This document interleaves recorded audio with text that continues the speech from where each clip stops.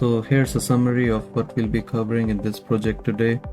We'll start with a brief introduction to the inverse design method and discuss the problem statement. Then we'll be looking at how the mainline design of a wastewater pump can be performed. Then we'll see how the impeller can be designed using the 3D inverse design approach, after which we'll evaluate the hydrodynamic performance of the baseline pump based on a CFD analysis. Then we'll see how the waste handling characteristics of the baseline impeller can be enhanced while still ensuring a good suction performance, efficiency and structural integrity through the use of automatic optimization with inverse design. And finally, we'll wrap up with some concluding remarks. So let's start with an introduction to the idea behind the inverse design approach, which we use throughout this webinar. As you can see in this workflow, these are the inputs that are used by the inverse design method to give us the final blade design. And so apart from some basic parameters, these are blade loading inputs are really flow related.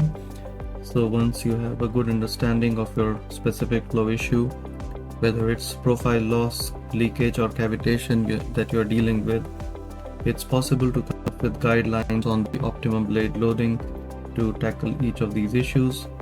And actually this know-how has generality, which makes it suitable for all your pump applications.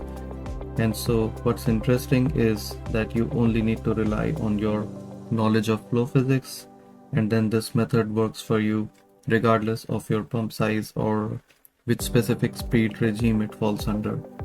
So this makes the entire process very intuitive and removes any empiricism that's commonly seen in conventional design methods.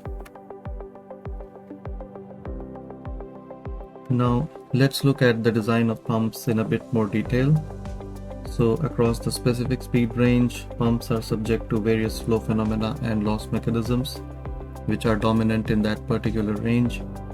For example, as you can see in this specific speed chart, leakage and secondary flow effects are more dominant in the lower ranges, whereas profile losses and corner separation in diffusers take priority in the higher ranges. And also a phenomenon such as cavitation can affect pumps over the entire specific speed range, and this is something that must be dealt with on a case basis.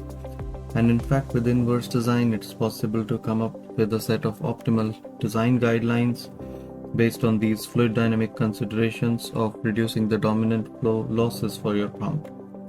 And this is actually what we aim to explore through this project.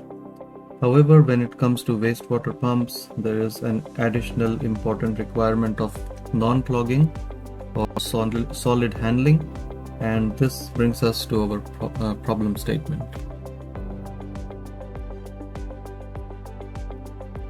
Now, as the waste content in water increases, these pumps are becoming more and more important, but their design is not easy because in addition to meeting acceptable efficiency and suction levels, they are also required to be able to pass massive chunks of solid material and still be structurally strong.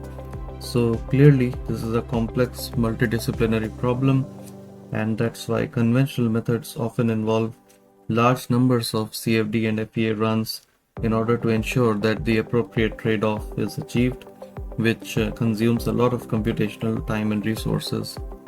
So the question then is whether it's possible to develop a rapid optimization methodology focused at maximizing the solid handling capacity, but without adversely impacting the efficiency, cavitation and stresses in your impeller.